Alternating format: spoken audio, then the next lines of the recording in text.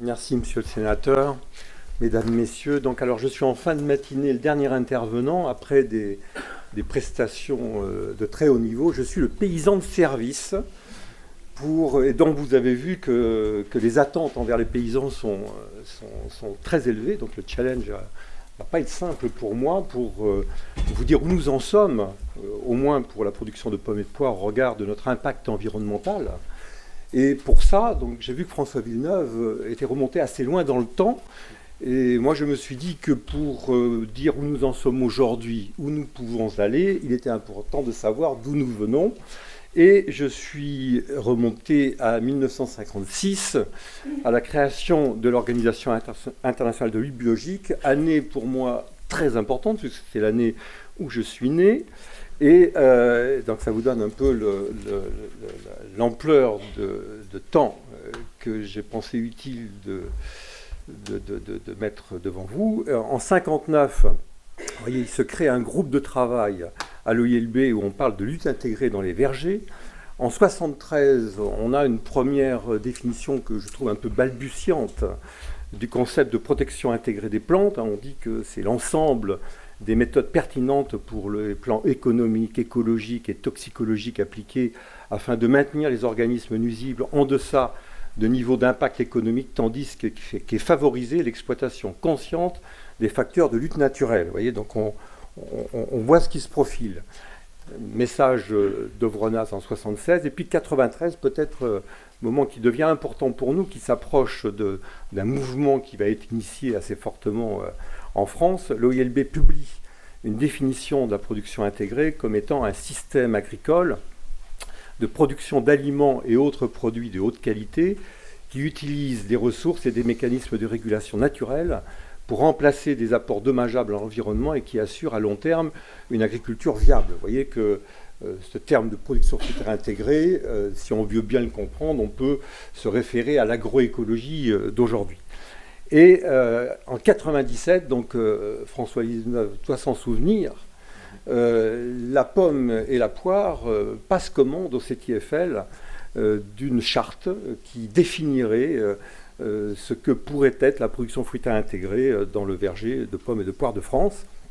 Et 97, c'est aussi déjà quelques années après que dans les différentes régions de France, s'est initié un mouvement local des arboriculteurs entre eux, avec leurs centres expérimentaux, pour justement prendre acte du fait que l'on croyait que le métier d'agriculteur était simple et qu'il suffisait d'appliquer des recettes, et en disant j'ai un parasite, j'ai une réponse, et on avait vu des impasses arriver, et d'un seul coup, les paysans se sont rendus compte qu'il fallait réapprendre ce métier d'agriculteur, comprendre ce qu'était la nature, les interactions naturelles, et se dire que la chimie ne pouvait pas tout résoudre et qu'il fallait redevenir profondément agronome. Voilà. Et donc intervient donc en 97 cette charte.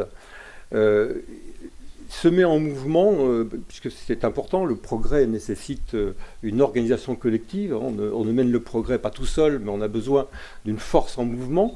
Et donc, de manière un peu balbutiante, ce qui était régional devient national. On écrit collectivement un référentiel de mise en œuvre de cette production fruitière intégrée avec un contrôle externe. Au début, on se dit c'est important d'identifier pour les distributeurs et peut-être même pour le consommateur, le fait que cette production est issue d'une production fruitière intégrée, et on crée un logo à cette époque, mais on ne devait pas avoir les mêmes communicants qu'aujourd'hui. C'était pas très persuasif, ce qui fait que l'idée était bonne, mais elle a mis du temps à prospérer, mais pour autant, le travail s'est fait dans les vergers, avec les techniciens, avec un ensemble de coopération pour que concrètement sur le terrain, les choses bougent, même si jamais le grand public n'en avait pas vraiment conscience. Arrive en 2009 la création du label Verger éco-responsable, puisque juste pour comprendre que ça a du sens pour la force en mouvement, puisque vous savez que l'organisation économique précédente avait été rayée de la carte, et donc il fallait se réinventer un projet commun où volontairement les arboriculteurs adhèrent pour travailler ensemble aux questions collectives qui leur importent. Et là, on s'est dit, bon Dieu, mais c'est bien sûr, nous avons quelque chose qui nous fédère, hein, puisque nous sommes tous impliqués avec un verger qui est sous contrôle, et donc les pommes qui sont issues des vergers des membres de l'association, elles ont une origine contrôlée, elles sont toutes issues de vergers éco-responsables, hein, puisque c'est le terme que nous avons donné ensuite à cette production, et la charte est devenue la charte qualité des pommiculteurs de France. Vous voyez que c'est beaucoup plus parlant que production fruitière intégrée. Et le mouvement a pris de la force, mais il prenait sa racine déjà dans une pratique qui avait déjà une dizaine d'années. Et grâce à cet identifiant, eh bien, le mouvement s'est accéléré, la fédération a été plus forte, la reconnaissance par les professionnels de l'aval est intervenue, et donc la mécanique a pris toute cette dimension, avec d'un côté un système classique qualité, une charte qualité avec un plan de contrôle, un contrôle externe, avec une dimension particulière, puisque nous avons grandi dans l'ombre de Global Gap, hein, qui était, pour la pomme qui se vend sur les marchés internationaux, qui était une nécessité pour accéder au marché. Mais il y avait une particularité qui n'était pas vue par rapport à Global Gap, c'est que cette charte qualité se voulait être de la production fruitière intégrée au sens de l'UILB, donc un système intelligent, un système de progrès en marche, et qui nécessitait tout un environnement d'engagement, de techniciens, de centres de recherche, d'expérimentation, ce qui a motivé aussi à ce moment-là pour, comme l'avaient fait les légumes, faire un GIS fruit, c'est-à-dire un groupement d'intérêt scientifique dont Guiriba, directeur adjoint de l'INRA, disait que son rôle était de faire un va-et-vient permanent entre le verger et le laboratoire du chercheur, et que cette circulation permanente des besoins du terrain avec ce que pouvait apporter la recherche, avec tous les intermédiaires sur la ligne, devait être le moteur du progrès. Et donc nous nous sommes associés pleinement à ce projet, et qui est un élément important puisque le progrès, il ne se fait pas sans qu'il y ait cette chaîne d'apport, quoi. Et donc là aussi, après... 20 ans plus tard, François Villeneuve, eh bien, on a réécrit en mettant des modules différents pour que ce soit plus parlant, avec des chapitres pour cette charte d'engagement où on passe de la gestion de l'eau, réduction et gestion des intrants. Donc on a toute cette architecture beaucoup plus parlante et qui devient communicante pour bien montrer que les préoccupations de la société ou de la distribution sont bien les nôtres, et que ces thèmes sont traités. Et bien entendu apparaît maintenant, puisque je dis toujours, l'agroécologie, c'est un système intelligent en action, mais qui peut avoir une certaine invisibilité. Et on nous dit, mais communiquer sur un logo, c'est bien, mais nous voulons des indicateurs. Vous savez qu'aujourd'hui, l'Europe nous l'a dit, on peut mesurer les effets que l'on a que si jamais on est capable de produire des indicateurs pertinents. Et donc, nous sommes grattés la tête, puisque vous savez que la particularité, c'est que la vie des vergers est quelquefois bien plus riche que ce que l'on est capable de mettre en équation ou de pouvoir, et ça nous échappe toujours, hein. François Villeneuve vous a dit à quel point tout ça a été insaisissable et complexe. Je me demandais d'ailleurs en écoutant son exposé si jamais j'aurais la capacité, si j'avais encore 20 ans aujourd'hui, d'être à la hauteur de ce qu'il faut être comme paysan pour pouvoir être à l'optimum de ce que l'on attend de nous. Ça nécessite des connaissances extrêmement importantes. Alors, on a travaillé avec l'Institut de l'abeille, puisque vous savez à quel point il est important pour l'arboriculteur d'avoir une pollinisation et de savoir accueillir dans le verger les abeilles avec tout le respect qu'on leur doit. Et donc nous avons avec eux tout un travail en cours. Le GIS fruit, j'en ai parlé. Le réseau biodiversité pour les abeilles, puisque là encore dans la charte nous faisons la promotion de cet environnement autour du verger pour accueillir l'abeille. le Muséum d'histoire naturelle pour avoir un indicateur de l'évolution de la biodiversité au verger, de manière à mesurer quels sont nos impacts. Et puis, bien entendu, il a été recherché l'équivalence auprès de l'état de la haute valeur environnementale niveau 2. Nous travaillons pour accéder au niveau 3 et on vous figure un beau magasin à côté, puisque finalement tout ça se fait également en partenariat avec les attentes de la distribution.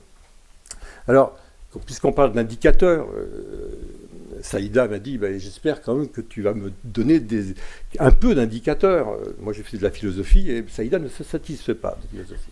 Il lui faut des choses tangibles, fiables. Et donc j'ai demandé à mes équipes, puisque finalement c'est un travail que nous menons, je souhaiterais que l'on puisse avoir justement ces IFT d'aujourd'hui que j'ai tant décriés, mais qui finalement sont un outil qui a son utilité, mais il faut le mettre dans le temps long. Parce que si on regarde sur 2 ans, on ne voit rien. En revanche, si on regarde sur une longue période, on va voir qu'on peut déjà commencer à voir des choses. Alors là, ce n'est pas tout à fait un IFT, mais c'est un indicateur, un nombre moyen d'applications contre la tavure sur un groupe assez important qui nous a été communiqué. Et on voit sur une période finalement relativement courte, 2004-2016, que la tendance, elle est baissière. Elle est baissière également sur l'oïdium.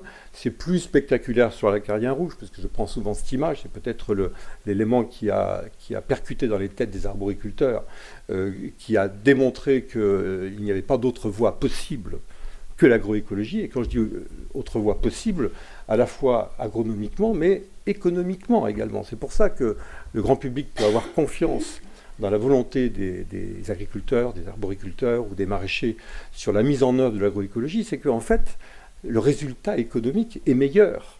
Et donc, puisque l'acarien rouge, je parle toujours sous l'autorité de François Villeneuve, c'était une catastrophe à la fin des années 90. Plus on voulait tuer ces petites bêtes, plus il y en avait. Jusqu'au jour où on a ressorti des études, du groupe d'études sans doute PFI de l'OILB, on nous disait, vous savez qu'il y a les acariens prédateurs, et si jamais on les respecte dans le verger, tout ce petit monde va s'équilibrer et ça se passera très bien. Alors voilà au moins un domaine où la réussite a été quasi totale, puisqu'aujourd'hui, les acaricides ont quasiment disparu du verger, et nous sommes tous avec nos loupes à mesurer l'évolution de la population des typhlodromes. Et ça tient. Alors la réversibilité peut arriver en fonction de tel ou tel événement, mais ça tient. Voilà. Et donc là, on était la semaine dernière en Provence, où la Pugère présentait, c'était une journée poire, et donc un technicien qui lui avait compris aussi qu'il était important quand même de dire, pour qu'on comprenne où nous en sommes aujourd'hui, voyons d'où on vient. Et là, sur un pas de temps beaucoup plus long, 87-2017, sur 20 ans, eh bien, là où le Carpocaps poire nécessitait 6 à 8 traitements, avec la confusion sexuelle, on est tombé à 0, et quand il y a besoin d'un traitement d'appui, c'est entre 0 et 2. Et avec certains qui ne comptent pas dans les IFT, puisque certains produits de contrôle, pas tous, mais sont exclus de l'IFT. Même chose pour le psyll poire, donc qui était, moi je ne suis pas producteur de poire, mais le producteur de poire avait cette hantise totale du psyll qui était une vraie catastrophe. Et bien, en 87, au total, entre l'hiver, la saison, on était de 3 à 6 traitements, on est passé de 0 à 1. Là encore, parce que le parasite, on a connu comment le contrôler autrement. Alors, on s'est livré également, justement, toujours dans cette recherche d'indicateurs, à dire finalement, nous savons ce que nous faisons, comment les choses ont évolué, mais voyons donc la réalité. On a fait une enquête très vaste auprès de tous nos membres pour voir où nous en étions des pratiques. Donc là, c'est pas exhaustif, mais ça couvre quand même 656 exploitations. On est à près de 13 000 hectares. Et les thématiques abordées, c'est le biocontrôle, l'irrigation, la pollinisation, la gestion de la tavelure, les relations avec le voisinage. Et puis, vous voyez à côté que les vergers étaient répartis un peu dans toute la France, et je dirais un peu au prorata de l'importance des régions de production, puisque notre beau Tarn-et-Garonne tient le leadership. Eh bien, par exemple, pour la confusion sexuelle, donc vous savez, c'est les fameux petits bâtonnets qui font qu'on va les poser tous les 2 arbres, et puis le papillon mâle ne rencontre pas le papillon femelle, ce qui est absolument détestable, mais nécessité par notre objectif, et donc il n'y a pas de bébé Carpocaps. on ne pique pas les pommes, et donc on a cette technique qui est arrivée un peu tardivement, puisqu'elle était pratiquée aux États-Unis, avant qu'on ait l'homologation en France. Il y a eu un petit... J'ai vu tout à l'heure sur la diapo que la carpovirusine a été homologuée en France avant, bien avant, puisqu'au début des années 90, bien avant qu'on ne puisse pratiquer la corruption sexuelle qui était pratiquée aux États-Unis très tôt dans les années 90, et nous, il a fallu attendre 2001. Tout ça pour dire qu'on peut quelquefois avoir l'affichage de vouloir être meilleur que les autres, mais on peut tarder quelquefois à faire suivre la réglementation. Et donc là, on n'est encore qu'à 86%, mais quand on est en production futile intégrée, eh bien, il y a une raison, quelquefois, à ne pas être à 100%, parce que ce n'est pas des réponses oui-non. Quelquefois, il peut y avoir des trop petites parcelles pour que la confusion soit efficace. Certains évoquent même le risque santé pour l'applicateur, tout simplement parce que ces fameux petits bâtonnets sont classés CMR. Pourquoi? Mais je ne suis pas scientifique. Voilà. Donc, vous voyez, même les solutions alternatives, si on les regarde avec la même loupe qui nous permet d'analyser un produit chimique, on va se rendre compte que la nature, elle est pleine de choses qui, finalement, ne sont pas forcément si bienveillantes que ça pour l'homme. Lutte biologique contre la rhinée rouge, donc j'en ai parlé tout à l'heure, c'est peut-être là où c'est le plus spectaculaire, et si on le met sur le temps long, c'est peut-être la plus belle réussite que l'on ait eue, et qui a été vraiment le facteur déclenchant de la mise en œuvre de l'agroécologie. Et donc sur les 2/3 de nos surfaces maintenant, on a les fameux nichoirs à mésanges. Au début, ça paraissait être un peu quelque chose de cosmétique, mais non. Quand on arrive réellement à avoir une vraie biodiversité au verger, eh bien, il y a des régulations qui se font, des populations qui sont nettement plus simples. 147 reposes rapaces, des gîtes à chauves-souris, des hôtels à insectes, mais j'en vois maintenant, monsieur le sénateur, dans les villes. Je vois ces mêmes hôtels à insectes, on les voit maintenant dans les rues de nos villages et de nos villes. Donc on va pouvoir héberger des insectes, donc on va faire remonter la population en Europe, sans doute. 503 exploitations qui sont intéressées par, puisque nous faisons maintenant des achats en commun, donc il y a un vrai moteur collectif pour la mise en œuvre de tout cela. Et là est apparue une autre nécessité. Vous savez à quel point l'intégration de la pratique agricole et du verger dans la cité, dans son environnement devient délicate. Eh bien, pour éviter les problèmes de dérive ou de coexistence pacifique entre l'arboriculteur et puis son voisinage, eh bien, on déploie des kilomètres de haies de manière à avoir non pas des brise-vents, mais là des obstacles naturels à la dérive. Et donc, il y a un mouvement très fort et que l'on incite. Mais il y a d'autres solutions. Je pourrais faire une liste. La liste est loin d'être exhaustive. Aujourd'hui, on pratique de plus en plus la non-fauche ou la fauche alternée. Pourquoi? Parce qu'on s'est rendu compte qu'en laissant pousser de l'herbe, c'est pas joli. C'est moins beau quand on avait des vraies pelouses dans le verger, mais quand on ne fauche pas l'herbe, on a un hébergement de prédateurs qui fait que la population de pucerons est très facile à contrôler. Donc les liens naturels, bien entendu, auprès des vergers, les bancs des jachères fleuries, le désherbage mécanique, les filières insectes-proof, comme on l'a vu. On pourrait ajouter aussi qu'il se pratique maintenant de ce qu'on appelle des semis sous couverts végétaux, de manière à essayer, en période d'hiver, dans la bande enherbée, d'avoir des complantations d'espèces qui font un travail en profondeur du sol et également captent l'azote de l'air de manière à avoir un peu de biomasse et de fertilisation naturelle qui évite l'ajout d'intrants. Donc l'irrigation, ça paraît banal à dire, c'est notre quotidien, mais c'est important de le rappeler. On a 96 sur ces exemples de 96% des surfaces qui sont irriguées, mais qui sont pilotées à plus de 95%. Aujourd'hui, et c'est une obligation, soit de capteurs dans le sol, capteurs directement sur la plante, quelques libulins hydriques. Ça veut dire qu'il faut des stations météo, ça veut dire qu'il faut démontrer, quand on est dans ces obligations, qu'on ne fait pas ça au doigt mouillé, si j'ose dire, mais avec des vrais outils de décision, puisque toute la base du métier aujourd'hui, c'est qu'une décision, elle doit résulter d'une analyse, d'observation, et qu'on n'est pas sur l'application bête d'un programme, mais qu'à chaque fois, il y a une réflexion, une intelligence en action.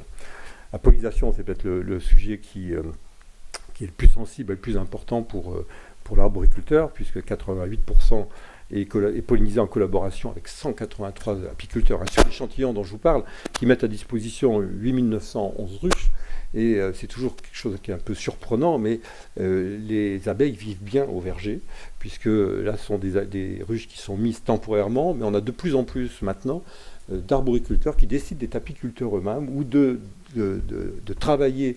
C'est le cas d'une coopérative Limlor dans le Limousin qui, avec un apiculteur, a monté un projet de coopération où, à demeure, se trouvent des abeilles de manière à bien vérifier que l'abeille vit bien au verger. Vous voyez, c'est quelque chose, j'entends quelquefois à la région de Nouvelle-Aquitaine, dans une commission qui s'appelle de transition écologique, j'ai entendu quelqu'un dire, vous vous rendez compte, aujourd'hui, les abeilles vivent beaucoup mieux en ville qu'à la campagne. Nous souhaitons démontrer que non. Gestion de la tavelure. Mais vous savez, on parlait de la rumeur et le poids, depuis qu'on sait que sur les toits de l'Opéra de Paris, on y fait un miel magnifique. Il semblerait qu'à la campagne, d'ailleurs, la ville va devenir est une campagne qui s'ignore. Gestion de la tavelure. Donc la tavelure, c'est également là où on fait de vrais progrès, mais on n'a pas trouvé la modélisation qui permet de réellement s'assurer que toutes les prophylaxies, tous les travaux qui sont conduits peuvent réellement faire baisser l'intervention, parce qu'on ne sait pas mesurer le pourcentage d'inoculum qui reste. Mais là, il y a quand même des progrès qui sont extrêmement puissants, et toujours, station météo. Voilà. Et lutte contre la dérive, bon, vous savez que c'est la cohabitation entre les vignobles, les vergers. Je crois que les vergers de pommiers ont été un peu leaders en la matière, puisque Bruno, tu sais que nous sommes les défricheurs des problèmes de ce monde. En arboriculture, on est toujours en avance, et donc on a eu les crises avant tout le monde, et on a su les résoudre, puisque c'est à partir de cette expérience extrêmement tendue où on a évité une guerre dans le Limousin, qu'il y a une coopération entre une ONG et les arboriculteurs, et qui ensemble, sous l'autorité du préfet, ont réussi à élaborer une charte de bon voisinage, et j'ai été à la signature de cette charte, et il y avait tout ce que cette région peut compter d'autorités qui étaient heureuses de signer en bas en disant on a réellement évité une guerre. Et donc on prend modèle, et nous avons intégré dans notre charte tout ce qui est nécessaire d'écoute auprès du voisinage, de manière à ce que l'arboriculteur soit pleinement conscient du fait que sa pratique ne doit pas être une gêne pour son environnement. Voilà, et donc on a tout un programme d'investissement dont j'ai cru comprendre que, comme maintenant l'Europe déléguait une forte subsidiarité à la France pour qu'elle élabore son propre projet stratégique, je ne doute pas que nous ne sachions faire mieux qu'avec un fruit d'école, et que nous pourrons optimiser l'argent qui sera mis à disposition pour pouvoir faire de réels progrès, qu'on ne sera pas devant vous, madame, à ce que vous disiez délicatement que vous avez vu qu'on n'avait pas utilisé tout l'argent. Et vous savez qu'on était en bas de l'affiche. Mais là, je vous promets, il y a suffisamment de monde dans cette salle pour vous garantir qu'on va tout faire pour montrer qu'on est capable d'être doué non seulement dans le verger, mais également dans l'administration, en politique, partout où on peut résoudre des problèmes. Voilà, et donc c'était tout ça pour vous dire qu'on est plutôt fiers d'avoir réussi à fédérer autant de monde pour avoir mené ces progrès. Aujourd'hui, c'est plus d'1 million de tonnes de pommes. C'est encore que 50 000 tonnes de poires, mais il y a un progrès une volonté que ça se développe. Et bien entendu, ce que j'ai dit pour la pomme et la poire, j'ai un collègue qui produit des melons à côté. On aurait pu prendre, je crois, chacun des fruits et légumes de ce pays, et on trouverait de manière diverse une volonté qui les a tous animés, avec de la recherche jusque sur le terrain pour mettre en œuvre, et François Villeneuve ne parle pas dans le vide, puisque j'étais il n'y a pas si longtemps avec les gens de la carotte qui savent ce qu'ils doivent au travail qui est fait par le CTFL en la matière, mais qui s'inquiètent quand même, par exemple, madame, vous savez, la perte de la reconnaissance de cette matière active, ce qu'on appelle un désherbant, je crois. Comment il s'appelle ? Le ligneron. Et donc il me dit, mais c'est simple, vous savez qu'un hectare de carottes, ça doit coûter en prix de revient, c'est extrêmement tendu, on est à 5-6 000 euros, et on enlève le ligneron, vous rajoutez 15 000 euros de main d'œuvre, avec des gens qui sont couchés sur les trucs pour sortir les trucs. Et donc ça a été chiffré, donc alors serons-nous l'année prochaine avec hors-jeu en Europe de la production de carottes, parce qu'on aura enlevé les petites herbes à la main, je ne sais pas ce qu'on peut dire, mais j'avais l'impression qu'ils étaient inquiets. Surtout augmenter les IFT. On va surtout, oui, on augmentera les IFT.